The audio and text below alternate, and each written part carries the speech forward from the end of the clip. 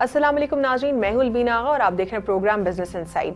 नाज़रीन, आज के प्रोग्राम में हम बात करेंगे ओवरऑल इकोनॉमी के हवाले से, आपको कुछ फैक्ट्स भी बताएंगे जैसा कि हम आपको बताते हैं। आज मुल्क की सूरत हाल के ऊपर कुछ एशियन डेवलपमेंट बैंक और साथ ही साथ वर्ल्ड बैंक के फैक्ट्स के ऊपर भी बात करेंगे। मजीद जो मुल्क में इस वक्त क्या सूरत हाल है, माशी सूरत हाल के ऊपर भी एक ओवरव्यू देंगे। तो बढ़ते हैं सबसे पहली खबर की जानिब। 1 किलो घी की कीमत 282। ओपन मार्केट के बाद यूटिलिटी स्टोर पर भी 1 किलो घी की कीमत में 25 रुपीस का इजाफा हो गया। फैसला मंजूरी के लिए यूटिलिटी स्टोर कॉरपोरेशन ने समरी वफाकी हुकूमत को भिजवा दी। इजाफे की सूरत में कीमत 195 रुपीस हो जाएगी। ओपन मार्केट में 1 किलो घी की कीमत 282 तक पहुंच गई है। अब बढ़ेंगे अगली खबर की जानिब, जो कि गाड़ियों के हवाले से है। गाड़ियों की फरोख्त में 31% इजाफा। रवा माली साल की पहली शशमाही में गाड़ियों की फरोख्त में 31% इजाफा। कम शरह सूद के माहौल और माशी सरगर्मियों में इजाफे से कारों की तलब भी बढ़ रही है। डॉलर के मुकाबले में रुपए की कदर मुस्तहकम होने की वजह से दरामदाद की लागत कम होने के दरमियान गाड़ियों में कीमत में इजाफे के रुझान के बावजूद खरीदारों ने ज्यादा तादाद में गाड़ियां खरीदी। अगर आदाद में देखें तो गाड़ियों की फरोख्त में 13.4% इजाफा देखा गया है और ये 67,000 यूनिट्स तक पहुंच गई। मजीद ये कि महंगी तिजारती गाड़ियों में 32.4%, फार्म ट्रैक्टर्स में 43% और 3 पहियों वाली गाड़ियों में 19% इजाफा हुआ है। अब बढ़ेंगे अगली खबर की जानिब, जो कि कल्चरल और हेरिटेज के हवाले से है। बर्न्स रोड पर बनी इमारतें एक बार फिर डी कलर। कराची की मशहूर बर्न्स रोड पर बनी हुई इमारतों को एक बार फिर डी कलर करने का फैसला किया गया है। बर्न्स रोड को बाकायदा फूड स्ट्रीट बनाने के लिए तारीखी इमारतों पर किए गए रंग को गैर कानूनी करार दे दिया गया है। इस रोड पर 40 के करीब तारीखी इमारत मौजूद हैं जिन पर रंग और रोगन करना सिंध विरसा एक्ट 1994 की खिलाफ वर्जी है। इन तारीखी इमारतों पर रंग करके इनको खूबसूरत बनाया गया था, लेकिन इनसे इनकी तारीखी अहमियत खत्म हो गई। नाज़रीन, मुल्क में स्टील मिल्स की हवाले से खबरें गर्दिश कर रही हैं कि स्टील मिल्स को रीवैम्प करने की कोशिश हो रही है। बढ़ेंगे अगली खबर स्टील मिल्स के हवाले से। स्टील मिल्स की बहाली के लिए रूस, चीन और कोरियन कंपनी की दिलचस्पी खुश आइंद है। हुकूमत फौरी फैसला करे, ऐसा कहा है सदर आयरन स्टील मार्केट्स लाहौर के राजा अदील ने।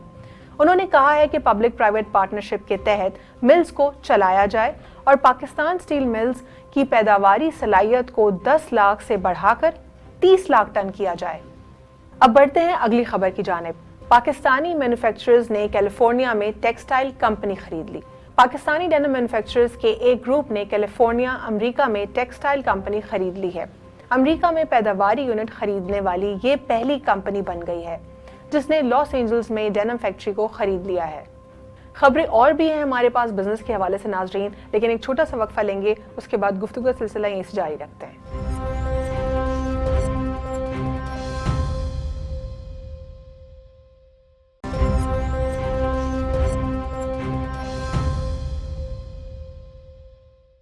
Welcome back after break. नाजरीन, बढ़ेंगे अब अगली खबर की जानिब।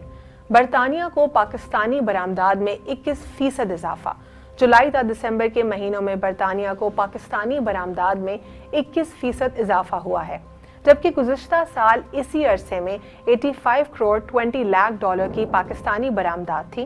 दिसंबर 2020 में 47% इजाफा रिकॉर्ड किया गया है और ये दरामदाद 189 मिलियन डॉलर तक पहुंच गई, जबकि दिसंबर 2020 में बरामदाद 129 मिलियन डॉलर थी। नाज़रीन, मुल्क भर में इन्फ्लेशन का जिक्र हो रहा है। जब से इस दौर हुकूमत की बात होती है, ऑपोजिशन का भी यही कहना होता है कि इन्फ्लेशन बढ़ गया है, लेकिन अनफॉर्चुनेटली इन्फ्लेशन के स्टार्ट्स अगर हम देखें जो कि वर्ल्ड बैंक या एशियन डेवलपमेंट बैंक है, तो अनफॉर्चुनेटली पाकिस्तान का इन्फ्लेशन कभी भी अनस्टॉपेबल नहीं दिखाई दिया। इन्फ्लेशन के हवाले से एक खबर पर बात करेंगे। इदारा शुमारियात की महंगाई के बारे में रिपोर्ट। इदारा शुमारियात ने महंगाई के बारे में रिपोर्ट जारी कर दी है, जिसके मुताबिक दिसंबर में महंगाई की शरह 7.97%, जबकि जुलाई तक दिसंबर महंगाई की शरह 8.63% तक रही। दिसंबर में एक माह में शहरी इलाकों में अंडे 15.67%, बिजली 5.96%, अद्वियात 1.29% महंगी हुई, जबकि दिसंबर के महीने में माहाना बुनियाद पर प्याज 29.12%, टमाटर 27%, सब्जियां 19.18%, चीनी 18.07%, आलू 13.12%, आटा 4%, फल 1.85% और दाल चना 1.23% सस्ती हुई। नाज़रीन, अनफॉर्चुनेटली कोविड-19 ने पूरी दुनिया को अपनी लपेट में ले लिया क्योंकि एक ग्लोबल पैंडेमिक था और इस ग्लोबल पैंडेमिक की फर्स्ट वेव के बाद सेकंड वेव का आना और दुनिया भर की इकोनॉमीज इससे क्रंच होना ये हमारे सामने है। एक जो अगली खबर की जानिब हम बढ़ रहे हैं वो भी कोविड-19 के हवाले से ही है। कोरोना से मुतासर होने वाले माशी सरगर्मियां बहाल। कोरोना से मुतासर होने वाली माशी सरगर्मियां बहाल होना शुरू हो गई। 58% सनतों में से 53% सनतों ने दोबारा काम शुरू कर दिया है। इदारा शुमारियात के मुताबिक अप्रैल से जुलाई 2020 के दौरान 2,73 लाख अफराद का रोजगार मुतासर हुआ। इसी अरसा में 67 लाख अफराद की आमदनी भी कम हुई, जबकि 1,70 लाख अफराद की आमदनी भी मुतासर हुई। दूसरी जानिब अगस्त से नवंबर 2020 के दौरान लॉकडाउन में नरमी के सबब कारोबारी सरगर्मियां एक बार फिर बहाल होना शुरू हो गईं। ट्रांसपोर्ट के मुतासर 55% में से 49%, जबकि होलसेलर्स एंड रिटेलर्स सेक्टर के 44% मुतासरा हिस्सा से 41% दोबारा काम शुरू कर दिया है। तामीराती शोबे के 59% मुतासरा में से 54% बहाल हो गया। दुनिया भर में पाकिस्तान के सयाहती तशख़्ख़ुस का एतराफ़। दुनिया भर में पाकिस्तान के सयाहती तशख़्ख़ुस का एतराफ़ किया जाने लगा। अमरीका के जरीदे न्यूयॉर्क टाइम्स ने लाहौर को 2021 में सयाहत के लिए पसंदीदा शहरों की फहरिस्त में शामिल कर लिया। जिंदा दिलाने लाहौर उनकी रिवायात समेत लजीज खानों और खूबसूरत कुदरती मनाजिर की बुनियाद पर लाहौर को दुनिया के 52 शहरों में शामिल किया गया है, जो 2021 में सयाहों के लिए पसंदीदा तरीन जगह हो सकती हैं। छोटा सा वक्फा लेंगे, उसके बाद गुफ्तगू का सिलसिला यहीं से जारी रखते हैं।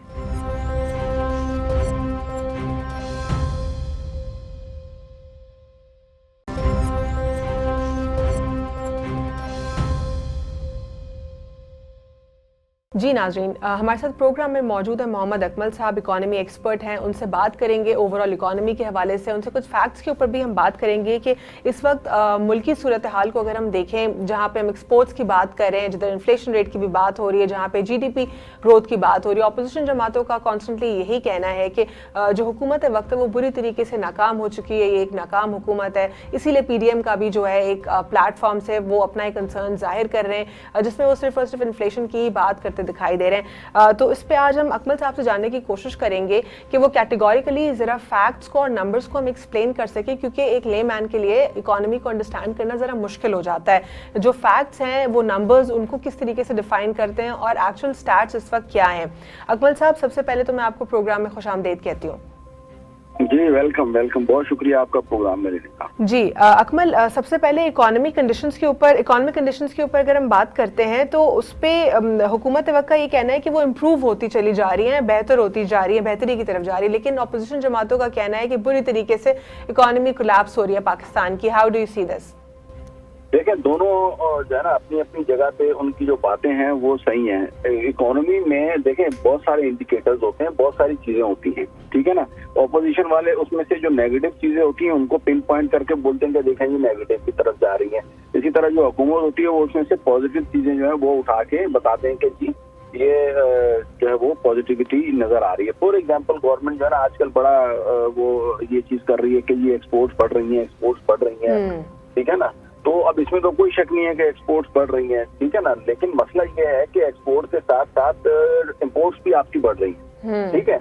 अब इंपोर्ट बढ़ने से हो ये रहा है कि आपका जो ट्रेड डेफिसिट है वो बढ़ रहा है। और इस महीने जो है वो आपका जो जनवरी के जो फिगर्स मेरे सामने आए हैं उसमें जो आपका जो ट्रेड डेफिसिट है, करंट अकाउंट डेफिसिट होता है और एक होता है ट्रेड डेफिसिट। ट्रेड डेफिसिट जो है वो आपकी टोटल एक्सपोर्ट से बढ़ गया है। अच्छा। यानी उतनी आपने एक्सपोर्ट्स नहीं की जितना आपका ट्रेड डेफिसिट हो चुका है। यानी अगर 2 रुपए की एक्सपोर्ट्स हैं तो 3 रुपए आपका जो है वो ट्रेड डेफिसिट हो चुका है। और ट्रेड डेफिसिट सिंपल कैलकुलेट होता है, इंपोर्ट्स में से आप अगर एक्सपोर्ट्स का जो डिफरेंस होता है वो निकाल दे तो पॉजिटिव भी हो सकता है, नेगेटिव भी हो सकता है। तो ये डेफिसिट में है तो इसका मतलब है हमारी जो एक्सपोर्ट्स के साथ साथ इंपोर्ट्स भी सब्सटेंशियली बढ़ रही हैं, ठीक है ना। अब इससे ओवरऑल दो चीजें होती हैं, इम्पोर्ट्स का बढ़ना भी कोई बुरी बात नहीं है। जहाँ तक बात करूं मैं इंडिया की या बांग्लादेश की, तो इनके भी जो करंट अकाउंट या ट्रेड अकाउंट जो है, ये दोनों कोई इनमें सरप्लस में नहीं है।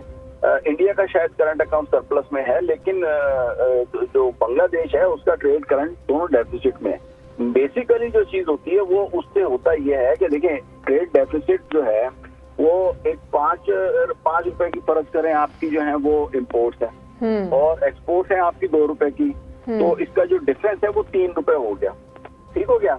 तो अकमल, इसको कंट्रोल कैसे किया जाता है? क्या पॉलिसीज की जरूरत होती है? 5 की अगर एक्सपोर्ट है और इम्पोर्ट है और 2 रुपए की एक्सपोर्ट है तो आपका डेफिसिट है 3 रुपए। लेकिन यही 3 रुपए का ही है, और अगर ये फर्क करे 4 रुपए का हो जाता है और आपकी जो एक्सपोर्ट्स है वो 11 रुपए की हो जाती है और इम्पोर्ट्स 15 रुपए की हो जाती है, तो ट्रेड डेफिसिट तो 4 रुपए का हो गया, यानी 1 रुपया बढ़ गया। लेकिन दूसरी तरफ आपकी इम्पोर्ट और एक्सपोर्ट जो है वो सब्सटेंशियली बढ़ गई। इसका मतलब है आपकी जो जीडीपी है उसका वॉल्यूम बढ़ रहा है। आप मेरा पॉइंट समझ रही हैं? यानी पहले अगर हमारा करंट अकाउंट डेफिसिट या सरप्लस होना या ट्रेड अकाउंट डेफिसिट या सरप्लस होना सेकेंडरी चीज है। सबसे पहली बुनियादी चीज ये कि आपके जीडीपी का वॉल्यूम क्या है। ठीक है, यानी आप ये कह रहे हैं जीडीपी का वॉल्यूम सबसे ज्यादा मैटर करता है इकोनॉमिक स्टेबिलिटी में। अगर आपका जीडीपी का वॉल्यूम कम हो रहा है और करंट अकाउंट आपका सरप्लस में जा रहा है ना, तो उसका कोई फायदा नहीं है। अच्छा। कि भाई अगर आप रुपए की जो है ना वो इम्पोर्ट कर रहे हो, ठीक है, और 8 आने की जो वो आपकी एक्सपोर्ट है, तो अब उससे होगा ये क्या होगा, ये एक तरफ आप बड़े फिगर्स का डिफरेंस ले लें और दूसरी तरफ आप छोटे फिगर्स का डिफरेंस ले लें, तो ये वॉल्यूम का ही फर्क है ना। तो गवर्नमेंट को जो है ना वो वॉल्यूम जो है वो इस वक्त बढ़ रहा है, that is a positive and healthy sign. ठीक है ना। और फिर प्लस उसमें करंट अकाउंट जो सरप्लस में लेके जा रहे हैं, ये तो अच्छी बात है। इन दी एंड तो इसमें डेफिसिट में चले जाना है, तो करंट अकाउंट जो बजट डेफिसिट होता है ना, वो at the end of the year जाके करंट अकाउंट में क्लोज होता है। जब वो क्लोज होगा तो ये सारा सरप्लस ऑल टुगेदर जो है वो माइनस में हो जाएगा। तो as far as export figures are concern, तो ये तो बड़े हौसला अफजा है। उससे भी ज्यादा हौसला अफजा बात जो है वो है आपकी जिस तरीके से माशाल्लाह हमारी जो रेमिटेंसेस बढ़ रही हैं पिछले 6-4 महीने से। अच्छा, इसको मैं ये कहूंगा कि ये रेमिटेंसेस बढ़ रही है। मैं अकमल रेमिटेंसेस के ऊपर आऊंगी। आपने एक्सपोर्ट्स का जिक्र किया, यहाँ पे मैं एक्सपोर्ट्स के हवाले से आपसे जानना चाहूंगी। अगर हम 2017 का फोरकास्ट वर्ल्ड बैंक का देखें तो उन्होंने 22 जो है बताया था उसका रेशो, और 2018 में 24.8 और जबकि 2019 में 24.3। तो ये एक्सपोर्ट्स का जो एक रेशो जो इंक्रीज होता जा रहा है 2017 से लेके 18 और 19 में अगर हम देखें तो ये बहुत ज्यादा है। वाकई इसका एक्सपोर्ट्स का रेशो बड़ा है। तो क्या ये भी यही बात जो आपने बताई कि एक्सपोर्ट्स जेन्युइनली बढ़ी हैं और जो गवर्नमेंट के फैक्ट्स आ रहे हैं वो करेक्ट है, लेकिन साथ ही साथ इंपोर्ट्स भी बढ़ी हैं, तो यानी ये जो फैक्ट हमारे पास मौजूद है ये दुरुस्त है? हाँ, बिल्कुल दुरुस्त है ये, और ये एक हेल्दी साइन है।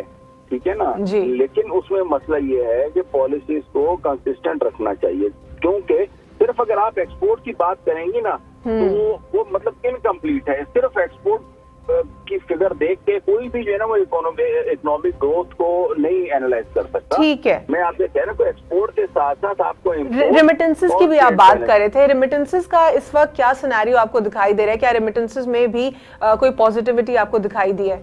सबसे जो ज्यादा मैं इस वक्त करंट गवर्नमेंट को क्रेडिट दूंगा ना, देखें एक होती है फिस्कल पॉलिसी, एक होती है मॉनेटरी पॉलिसी। फिस्कल पॉलिसी जो है ना वो बजट वगैरह से रिलेटेड होती है, टैक्सेस वगैरह ये वो जो भी, और इसको गवर्नमेंट देखती है। दूसरी होती है monetary policy. Monetary policy state bank देखता है, जो हर एक मुल्क में एक इंडिपेंडेंट होता है। ठीक है ना, वो गवर्नमेंट के इन्फ्लुएंस में नहीं होता। ये पहली मर्तबा इन्होंने रोशन डिजिटल पाकिस्तान अकाउंट जो करवाए इंट्रोड्यूस, असल में ये पिछले 2-4 महीने से हमारी जो वो है ना फॉरेन रेमिटेंसेस ये बढ़ रही है। ये तकरीबन 7,000 मिलियन US$ को टच कर चुकी है, इनफैक्ट क्रॉस कर चुकी है जनवरी में, और ये ग्रेजुअली 3,000, 4,000, 5,000 इस तरीके से स्टार्ट हुई है। अब वर्ल्ड वाइड कोविड चल रहा है। अब ये फॉरेन रेमिटेंसेस इंक्रीज होने का इस दौरे हुकूमत में क्या रीजन हो सकता है? रीजन जो है देखें, गवर्नमेंट तो कह रही है कि हमारी पॉलिसीज है। मैं इसकी 2 सबसे बड़ी रीजन है। एक रीजन है इसकी, असल में ये रेमिटेंसेस बढ़ नहीं रही भाई, ये रेमिटेंसेस चैनलाइज हो रही है। अच्छा। रेगुलाइज हो रही है, क्योंकि एफएटीएफ से रिलेटेड जो कवानीन है उनकी इम्प्लीमेंटेशन शुरू हो चुकी है। जो फेक अकाउंट्स हैं, जो बहुत ज्यादा अमाउंट जो डिपॉजिट्स होती थी हुंडी के हवाले से वो अब बहुत मुश्किल हो रही है उनको करने में, तो उसके नतीजे में लोग जो है वो प्रॉपर बैंकिंग चैनल से भेज रहे हैं। वरना आप मुझे बताएं ना, बैरून मुल्क जो रोजगार के मौके हैं वो तो कम हुए ना, ओवरऑल जो इंडस्ट्री है वर्ल्ड वाइड वो सुकड़ी है, तो रेमिटेंसेस कैसे जेन्युइनली बढ़ सकती है? तो बेसिकली ये चैनलाइज हो रही है। ये पहले जो ये हुंडी हवाले के थ्रू ट्रांसफर होता था, अब जो है वो चैनलाइज हो गया। इसमें जो है ना वो ठीक है अकमल, मेरे पास अनफॉर्चुनेटली वक्त कम रह गया है। मैं आपसे आखिरी सवाल करना चाहूंगी, फिर मजीद किसी प्रोग्राम में हम आपसे डिटेल और गुफ्तगू करेंगे। काफी सवालात मुझे और भी आपसे मजीद करने थे। अगर हम बात करें एशियन डेवलपमेंट बैंक रिपोर्ट की, जिसमें उन्होंने 2021 की फोरकास्टिंग की है, उन्होंने कहा है कि 7.5% जो है इन्फ्लेशन रेट होगा। इसके ऊपर आप क्या कहेंगे, और जरा इसको बता दीजिए कि किस तरीके से क्या ये जो माइनस में जाता है इन्फ्लेशन, जितना नीचे जा रहा होता है उतना बढ़ता है, या जितना ऊपर शो हो रहा होता है परसेंटेज में उतना ज्यादा इन्फ्लेशन हो रहा होता है? इसको भी जरा क्विकली बता दीजिए। देखिए, इन्फ्लेशन के हवाले से भी बड़ी मिसकॉन्सेप्शन है। There are number of types of inflation. Core inflation होता है, जनरल इन्फ्लेशन होता है, कंज्यूमर प्राइस इंडेक्स होता है, ठीक है ना, और सेंसिटिव प्राइस इंडेक्स होता है। तो जो सबसे ज्यादा जो मेन इंपॉर्टेंस की जनरल पब्लिक के लिए जो चीज है वो सीपीआई है, कंज्यूमर प्राइस इंडेक्स, जिसमें अशिया जरूरिया, ट्रांसपोर्ट और ये रिहाइश वगैरह के अखराजात होते हैं। तो वो 14% के करीब है, जो कि बहुत ज्यादा हायर साइड के ऊपर है। ऑन दी अदर हैंड, अगर आप जनरल इन्फ्लेशन की बात करें, जो ओवरऑल सबका एवरेज होता है, तो वो तकरीबन 8 to 9% के दरमियान है। तो वो मतलब जो है ना, समझे कि मोर और लेस पिछले साल से थोड़ा बहुत उम्मीद है, क्योंकि उसमें फिर बाकी सारी कमोडिटीज वगैरह भी आ जाती है ना, सीमेंट, सरिया, स्टील, अला बला जो भी चीजें हैं। और फाइनली जो कोर इन्फ्लेशन है, कोर इन्फ्लेशन पे ये जो सीपीआई से रिलेटेड आइटम है, ये निकाल दे तो बाकी आइटम बचते हैं, तो वो थोड़ा सा स्टेबिलिटी की तरफ जा रहे हैं। तो मेन जो गवर्नमेंट को फोकस करना चाहिए वो इस वक्त कंज्यूमर प्राइस इंडेक्स से रिलेटेड जो आइटम्स हैं, खाने पीने की अशियाएं, और उनमें भी जो ज्यादा जरूरी अशिया है उनकी इन्फ्लेशन को कंट्रोल करना चाहिए, जो कि 14% के करीब पहुंच चुका है। अच्छी खासी महंगाई हो चुकी है, और ये उसी वो सूरत में पॉसिबल है जब गवर्नमेंट जो है ना वो उसके ऊपर एग्रीकल्चर के ऊपर स्पेशल फोकस करेगी। एक आखिरी बात मैं करता चलूं, शायद आप वो रह गई है, वो है आपकी टेक्सटाइल में जो ग्रोथ है ना, उसको भी बड़ा आजकल गवर्नमेंट उसका क्रेडिट ले रही है। उसमें मैं एक पॉइंट आपको बिल्कुल बताता जा रहा हूँ कि टेक्सटाइल में जो ग्रोथ है, ये जो बाहर दूसरे मुल्कों की इकोनॉमी है वो थोड़ी सी क्योंकि स्क्वीज हुई है, उसमें मसला है, तो उस वजह से हमारे टेक्सटाइल के ऑर्डर मिलना शुरू हो चुके हैं, ठीक है ना। अब गवर्नमेंट को अगर ये मेंटेन रखनी है और इसको कंटिन्यू रखना है, इस कंसिस्टेंसी को, तो इन लोगों को एक बेहतरीन ट्रेड पॉलिसी देनी होगी, जिसमें इलेक्ट्रिसिटी, फ्यूल, पावर, लेबर और टैक्स इंसेंटिव्स देने होंगे, ताकि हमारा जो एक्सपोर्टर है वो इंटरनेशनल मार्केट में कम्पीट कर सके, वरना ये ऑर्डर दोबारा इनके पास जाना शुरू हो। ठीक है, बहुत बहुत शुक्रिया मोहम्मद अकमल साहब प्रोग्राम में शिरकत करने के लिए। नाज़रीन, तो ये था आज का प्रोग्राम। हमने मुख्तलिफ खबरों के ऊपर बात की, साथ ही साथ हमने पाकिस्तानी माशी सूरत हाल के ऊपर भी बात की। हमने कुछ बात ये भी की कि किस तरीके से पाकिस्तान की एक्सपोर्ट्स जेन्युइनली बढ़ रही हैं। इस वक्त पाकिस्तान तहरीक इंसाफ का ये कहना है कि पाकिस्तान की एक्सपोर्ट्स बढ़ रही हैं, लेकिन दूसरी जानिब अपोजिशन जमातों का कहना इसके बरक्स है। वो ये कहते हैं कि हर डोमेन में हुकूमत नाकाम दिखाई देती है। इकॉनमी एक्सपर्ट जो हमारे साथ आज के प्रोग्राम में मौजूद थे, मोहम्मद अकमल चौधरी साहब, उन्होंने हमें बताया कि इन फैक्ट्स में यकीनन सदाकत है। ये जेन्युइन है फैक्ट्स, पाकिस्तान की एक्सपोर्ट्स बढ़ रही हैं, लेकिन साथ ही साथ अनफॉर्चुनेटली इंपोर्ट्स भी बहुत ज़्यादा बढ़ रहे हैं। लेकिन ओवरऑल जीडीपी के ऊपर इसके अच्छे असरात मुरतब हो रहे हैं। ये एक अहम पॉइंट होता है जिसे हमें मद्देनज़र रखना होता है, जिसे हमने देखना होता है। बहुत सारे फैक्ट्स इकॉनमी में जो है इंटरकनेक्ट करते हैं, लेकिन जीडीपी सबसे ज़्यादा इंपॉर्टेंट होती है किसी भी मुल्क के लिए। जीडीपी की बात करें तो पाकिस्तान की जीडीपी डेफिनेटली बढ़ रही है। इसमें ऑपोजिशन कहीं ना कहीं अवाम को जो है एक गलत जो है स्टांस पेश कर रही है, गलत बता रही है। तो और भी इन्फ्लेशन के ऊपर भी हमने कुछ डिस्कशंस किया, और हमने कुछ फोरकास्ट को भी डिस्कस किया। साथ ही साथ टूरिज्म के हवाले से पाकिस्तान का नाम भी जो है एक टूरिस्ट अट्रैक्शन में सामने आ रहा है। और आज के लिए इतना ही। अगले प्रोग्राम में हम अगली खबरों के साथ हाजिर होंगे। अल्लाह हाफिज़, गॉड ब्लेस यू ऑल।